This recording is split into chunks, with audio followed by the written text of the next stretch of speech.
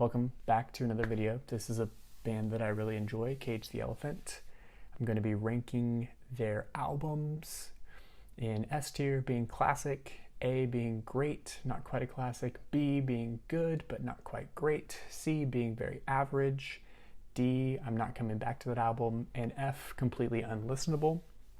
I don't think any albums have that status, but we'll find out together, won't we? So we're gonna jump into self-titled Cage the Elephant. This album is really good, very few skips, and I want to say that it's a classic, but I don't think that it is. I'm gonna put it in great but not quite a classic because I think that that is where it needs to live. There's a lot of really cool singles on there. The sound of the album is cool, and we're gonna see it continued in the follow-up album.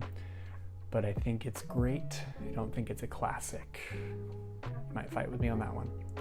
So we have Thank You, Happy Birthday. And this one, I feel like is the album I'll go back to the least.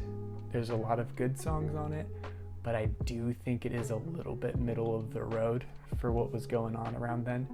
So I am gonna put it in the C tier, the mid tier.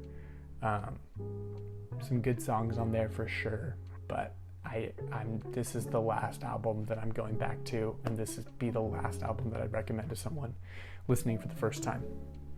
Then you follow up that album with Mellophobia. Mellophobia, 100%, I will fight to the death, is a classic album by Cage the Elephant. There are so many great songs on there. There's so much replay value. It's just an awesome journey that they take you on throughout the album. And that's why I have to put it in the classic tier. Then you have the follow-up to that album, which I think this one might upset some people.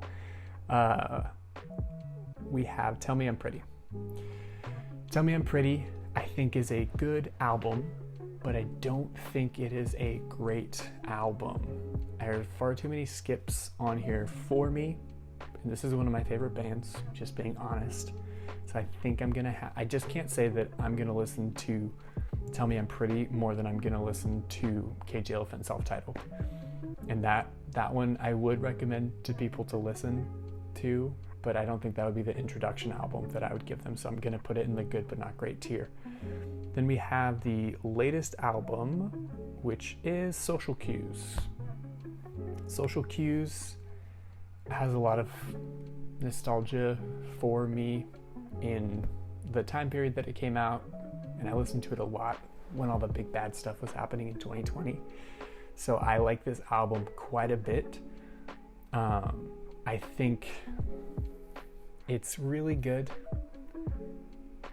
and I want to put it in the A tier because there's a lot of good songs, but there's probably 2 or 3 songs that I'm skipping almost every time on it.